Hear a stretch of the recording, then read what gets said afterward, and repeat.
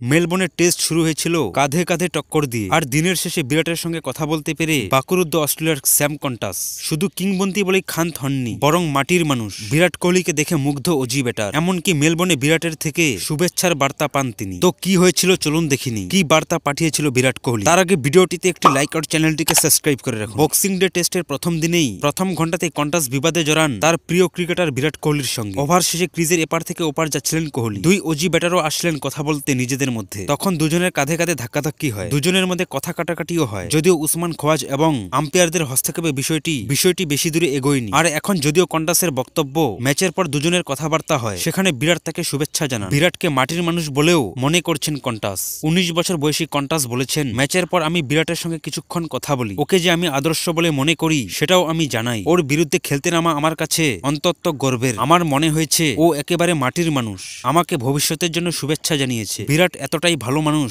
ছোটবেলা থেকে ওকে আদর্শ মনে করেছি। বিরাট ক্রিকেটের কিংবদন্তি। কোহলিকে নিয়ে তিনি যেমন মুগ্ধ, তেমনি চোখ কপালে উঠেছিল ভারতীয়দের বিরাট বন্দনায়। তিনি বলেন, মাঠে ওকে প্রথম ব্যাট করতে দেখে চমকে গিয়েছিলাম, বিশ্বাসই হচ্ছিল না বিরাটকে ব্যাট করতে দেখছি। ওর পরিস্থিতি এতটাই জোরালো, ভারতীয় সমর্থকরা ওর নাম ধরে স্লোগান দিচ্ছিল, সেটা একেবারে অবিশ্বাস্য মুহূর্ত ছিল। মেলবোর্নে অভিষেক হতেই নজর কাড়লেন কন্টাস। অস্ট্রেলিয়ার পরবর্তী সিরিজে যে তিনি সুযোগ পাবেন সেই কথা বলাই যায়। তার জন্য বিরাটের শুভেচ্ছা পেয়েছেন তিনি। কন্টাস বলেছেন, ও খুব বড় মনের মানুষ, আমাকে শুভেচ্ছা জানিয়েছে। বিরাট এটাও বলেছে, শ্রীলঙ্কার সিরিজে আমি অস্ট্রেলিয়ার দলে সুযোগ পেলে ও খুব খুশি হবে। আমার গোটা পরিবারই বিরাটের ভক্ত।